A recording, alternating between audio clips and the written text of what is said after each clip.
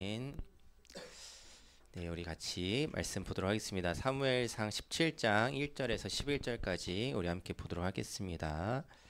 구약성경 사무엘상 17장 1절에서 11절입니다. 우리 성경을 가지고 있는 친구들은 구약성경 435쪽에 있습니다. 구약성경 사무엘상 17장 1절에서부터 11절까지입니다. 구약성경 435쪽 사무엘상 17장 1절에서 11절까지입니다. 네, 우리 사무엘상 17장 1절에서 11절까지 내용이 조금 깁니다. 그래서 오늘은 우리 같이 한 절씩 교독하도록 하겠습니다. 제가 먼저 읽으면은 여러분 다음 절 읽어 주시기를 바랍니다. 오늘 말씀 같이 보겠습니다. 블레셋 사람들이 그들의 군대를 모으고 싸우고자 하여 유다에 속한 소고에 모여 소고와 아세가 사이에 에베스 담밈에 진침해 사울과 이스라엘 사람들이 모여서 엘라 골짜기에 진치고 블레셋 사람들을 대하여 전열을 벌였으니 블레셋 사람들은 이쪽 산에 섰고 이스라엘은 저쪽 산에 섰고 그 사이에는 골짜기가 있었더라. 사람들의 진영에서 싸움을 도도는 자가 왔는데 그의 이름은 골리앗이요 가드 사람이라. 그의 키는 6규빗 한 뼘이요 머리에는 노투구를 썼고 몸에는 비늘 갑옷을 입었으니 그 갑옷의 무게가 놋 5천 세겔이며 그의 다리에는 놋 각반을 찼고 어깨 사이에는 놋 단창을 메었으니 그 창자루는 배틀채 같고 창날은 철 600세겔이며 방패된 자가 앞서 행하더라. 그가 서서 이스라엘 군대를 향하여 외쳐 이르되 너희가 어찌하여 나와서 전열을 벌였느냐. 나는 블레셋 사람이 아니며 너희는 사울의 신복이 아니냐. 너희는 한 사람을 택하여 내게로 내려 보내라. 그가 나와 싸워서 나를 죽이면 우리가 너희의 종이 되겠고 만일 내가 이겨 그를 죽이면 너희가 우리의 종이 되어 우리를 섬길 것이니라. 그 블레셋 사람이 또 이르되 내가 오늘 이스라엘의 군대를 모욕하였으니 사람을 보내어 나와 더불어 싸우게 하라 한지라. 우리 마지막 절 같이 읽겠습니다. 사울과 온 이스라엘이 블레셋 사람의 이 말을 듣고 놀라 크게 두려워하니라. 아멘. 우리 같이 읽은 말씀을 가지고 골리앗에 사로잡힌 상상력이라는 제목으로 같이 말씀을 나누려고 합니다. 자, 오늘 본문의 이야기는 이제 다윗 이야기의 일부입니다. 우리가 이 다윗 이야기에 대해서 많이 알고 있어요. 다윗과 골리앗 이야기는 사실 뭐 교회를 안 다니는 사람들도 어느 정도 알 만큼 굉장히 유명한 이야기입니다. 오늘은 사실 이 이야기의 줄거리에 근거해서 좀 말씀을 보기보다는 어떤 한 지점을 좀 나누려고 해요.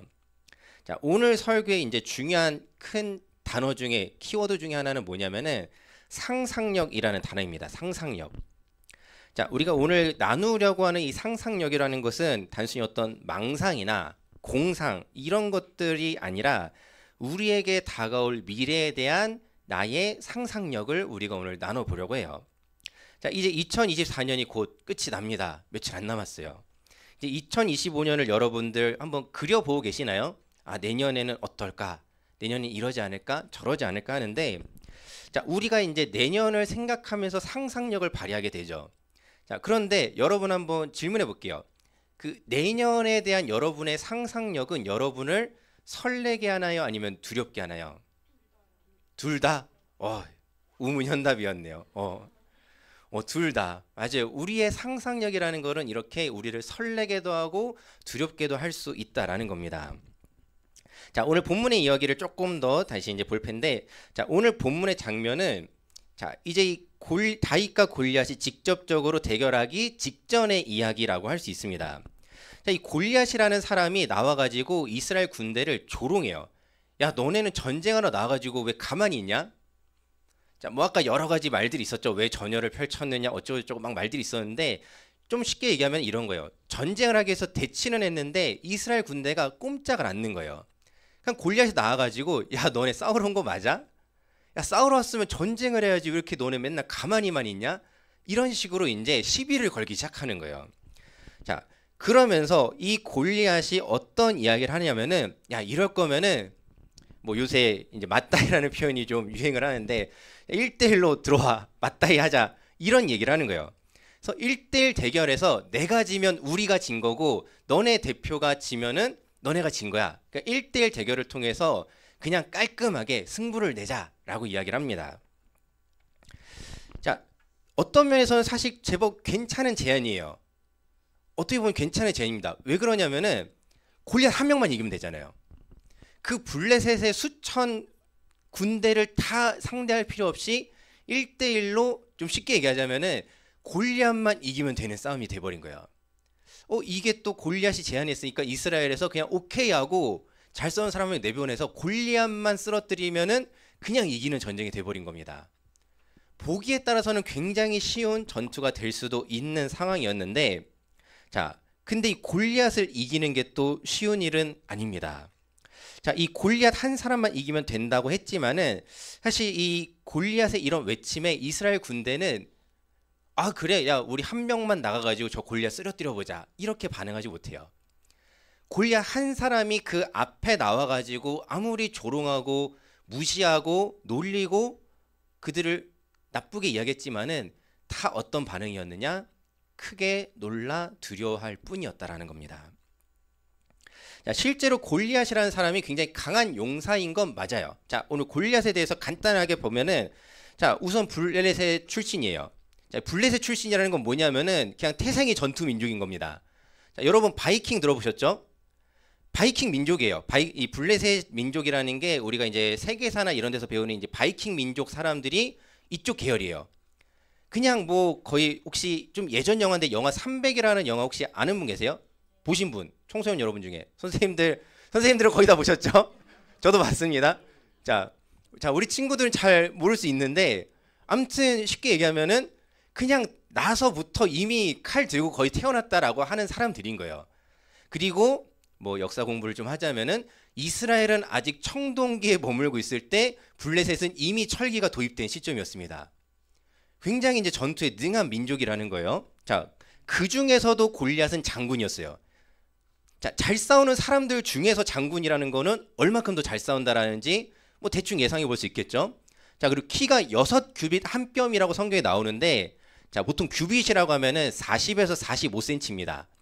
그래서 최소치 40cm를 잡은 거예요. 40cm 곱하기 6규빗. 거기에 한 뼘 20cm 더하면은 키가 2m 60이에요. 자, 키가 사실 2m만 돼도 굉장히 위압감이 있을 수 있거든요. 뭐 2m까지 갈 필요도 없어요. 180만 돼도 뭐 190이면 굉장히 좀 위압감이 있을 수 있단 말이에요. 거기다가 골리앗이라는 사람이 그냥 뭐 표현하자면 멀대같이 키만 큰 사람이 아니었단 말이에요. 굉장히 힘이 있고 이미 몸이 굉장히 벌크업된 뭐 요즘으로 치면 3대 몇백 치는 뭐 그 정도 이제 사람인데 자, 가지고 있는 장비들도 이래요. 갑옷만 57kg입니다. 자, 그리고 이제 창날이 6kg이라고 하면 6kg 정도는 괜찮지 않나 할만하지 않나 싶은데 자, 여러분 내가 이 무기를 손쉽게 휘두를 수 있어야 되죠. 그래야 잘 싸우는 거죠. 근데 그 날 부분만 6kg였다라는 거예요. 자, 뭐 저는 이제 운동과 참 거리가 먼 삶을 살고 있기 때문에 3kg 아령도 들어본 게 언제 마지막이었는지 기억이 안 나지만은 6kg짜리 6kg가 넘는 무기를 손쉽게 내 마음대로 휘둘러서 싸울 만큼 힘이 강한 사람이었다라는 겁니다. 자, 골리앗이라는 사람이 실제로 강한 용사였던 건 맞다라는 이야기예요. 자, 그렇기 때문에 이 이스라엘 군대가 골리앗이 1대1로 대결하자 일기토를 벌이자라고 했을 때 두려웠던 겁니다. 누가 싸우지? 누가 저 골리앗을 이기지? 나가서 이길 수 있을까? 자, 이스라엘 군대가 이 골리앗과 블레셋 군대가 싸우는 모습을 상상했을 때 아무리 해도 승리의 장면이 떠오르지 않는 거예요. 어떻게 해도 저들을 이길 수 없다라는 생각이 들었던 겁니다. 자, 그런데 여기서 오늘 상상력이라는 단어를 아까 설교를 시작하면서 꺼냈는데 자, 오늘 지금 이스라엘이 가지고 있는 상상력은 어떤 겁니까? 승리를 그리지 못한다는 거예요. 패배의 그림만 상상하게 된다라는 것이 문제일 수 있는데 근데 여기서 이 이스라엘 군대의 상상력의 문제는 사실 골리앗을 부풀려 본 게 문제가 아닙니다. 오늘 본문에서 이야기하고자 하고 싶은 것은 무엇이냐면은 진짜 문제는 뭐냐면은 다윗을 보잘것없게 봤다라는 거예요. 자, 무슨 말인지 조금 더 살펴보도록 하겠습니다. 자, 이 전쟁 가운데 다윗이 갑자기 등장을 해요. 자, 다윗은 다른 게 아니었어요. 아버지가 너네 형들 잘 있는지 좀 보고 와.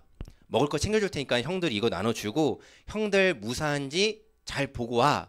라고 해서 그냥 심부름 왔어요. 그냥 심부름 왔습니다. 그냥 목동이에요. 여전히.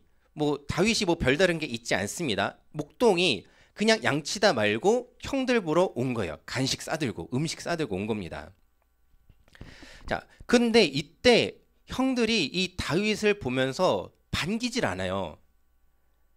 그리고 이제 다윗이 이 전장을 막 기웃기웃하면서 무슨 일이에요? 저기 지금 막 골리앗이 계속 소리를 지르니까는 그거 들으면서 아 무슨 일인데요? 무슨 일인데요? 막 물어보고 다니니까는 오히려 다윗의 형은 야 너 구경하러 왔어? 빨리 집에나 가버려.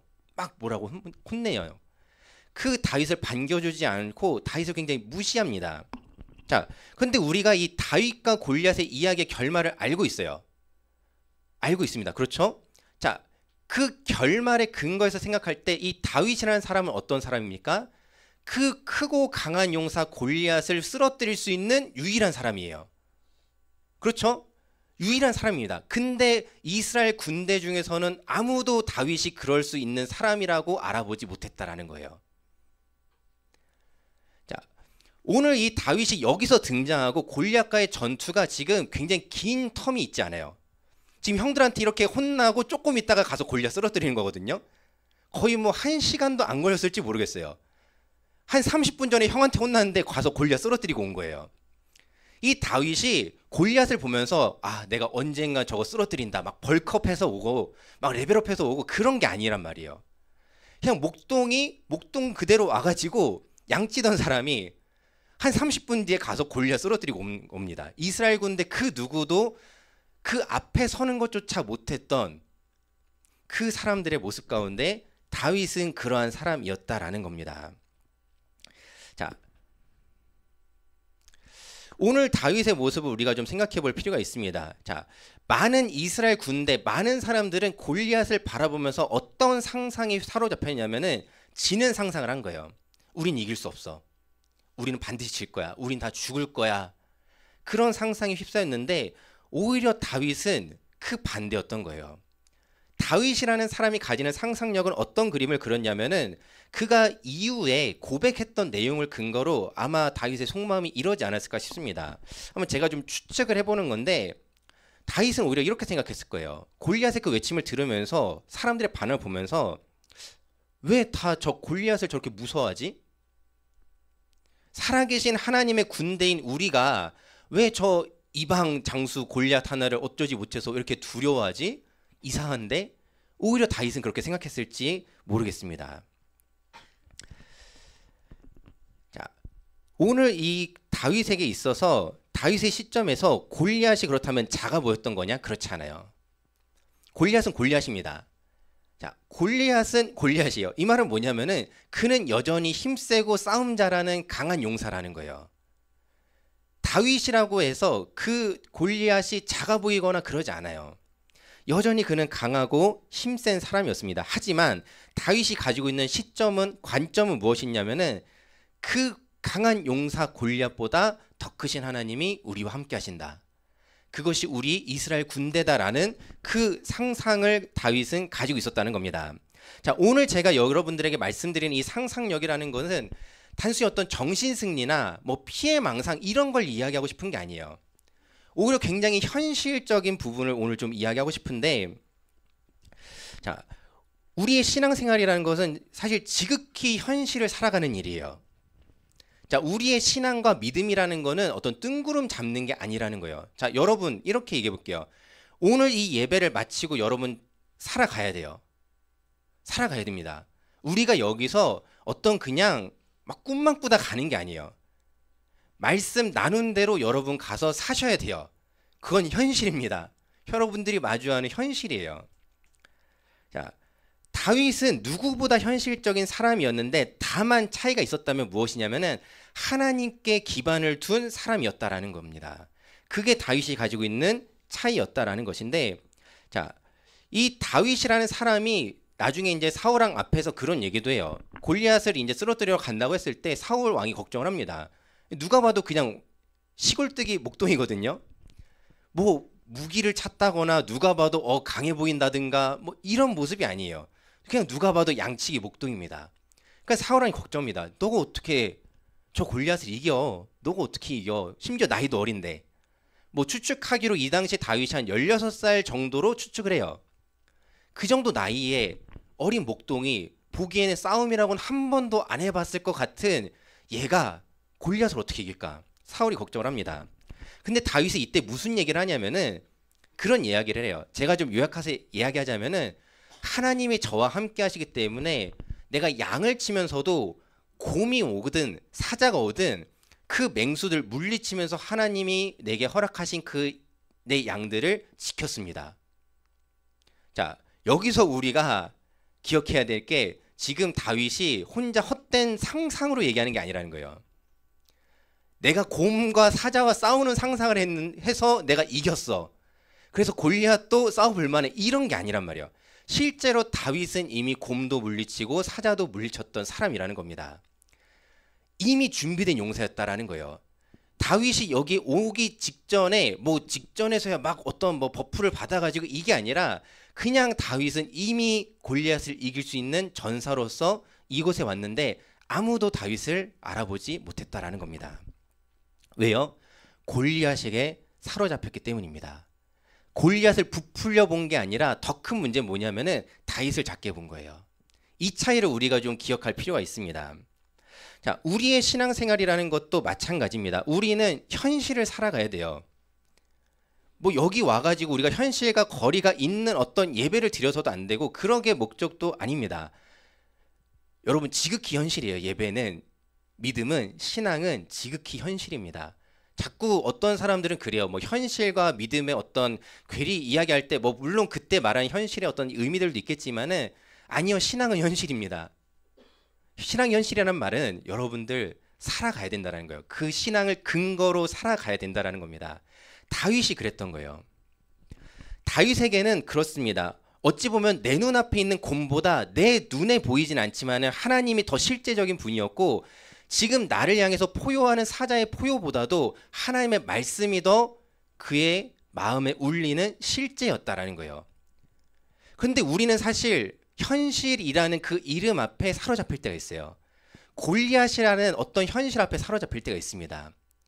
그런데 여러분 기억하십시오. 하나님도 실제입니다. 하나님도 현실이에요.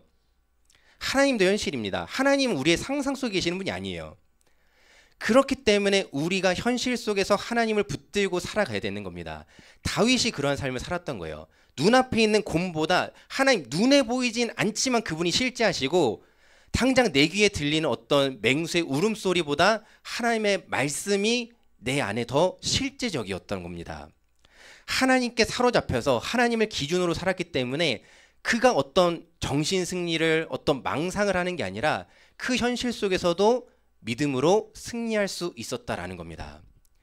다윗이 지금 골리앗 이긴 척한 게 아니잖아요. 말로만 내가 저거 이기지 이런 게 아니었다고요. 진짜 가서 싸워서 이겼다고요. 그것이 우리의 신앙생활이라는 것을 여러분들 꼭 기억하시기 바랍니다. 우리가 다가오는 2025년을 바라볼 때 여러분 하나님께 사로잡힌 상상력을 가지는 우리 청소년 여러분 되길 바랍니다. 현실을 살아간다라는 것이 하나님으로부터 어떤 내가 하나님을 떠올리면서 망상을 하는 게 아니에요. 오늘 말이 좀 반복이 되는데 우리의 진짜 신앙생활이라는 것은 무엇이냐면은 현실에 압도되지 않는 겁니다. 우리 앞에 찾아오는 골리앗에 압도되지 않는 거예요. 실제로 우리 앞에 찾아오는 현실이 골리앗 같을 수 있어요. 골리앗 같다는 건 뭐냐면 실제로 강하다고요. 힘이 있다고요. 실제로 나를 어찌할 만큼 강한 어떤 벽이 우리에게 찾아올 수 있다는 겁니다. 우리가 믿음으로 그것을 돌파해 간다는 것은 그게 보잘것없어서가 아니에요. 현실이 만만해서가 아닙니다. 현실은 만만하지 않아요. 여러분도 이미 느끼시잖아요. 우리 고3 수험생 여러분 이미 느꼈잖아요. 현실 만만하지 않잖아요. 그쵸? 공부가 쉬웠어요? 아니 전혀 아닐걸요? 여러분이 앞으로 가야 될 길 만만할까요? 아니요. 죄송하지만 전혀 만만하지 않습니다. 그 현실을 뚫고 가는 것은 결국 여러분들의 믿음에 있다라는 거예요. 그 큰 현실에 압도되지 마시고 하나님께 압도돼서 믿음으로 가시면은 여러분 반드시 승리하시리라 믿으시기 바랍니다. 다윗의 그 삶을 살아낼 수 있는 우리 되길 바래요. 우리가 2025년에 그렇게 하나님께 사로잡혀서 믿음으로, 뭐 어떤 분이 최근에 책 제목을 이렇게 표현하셨더라고요. 믿음으로 정면 돌파. 참 책을 사실 다 읽어보진 않았어요. 아직 다 읽어보진 않았는데 참 그 제목만으로도 와닿는 것 같은데, 여러분들 우리가 믿음으로 우리의 다가올 2025년의 현실을 믿음으로 정면 돌파하시기 바랍니다. 하나님을 믿는 믿음으로 하나님께 사로잡혀서 살아갈 수 있는 우리 모든 청소년 여러분 되기를 주님의 이름으로 축원합니다.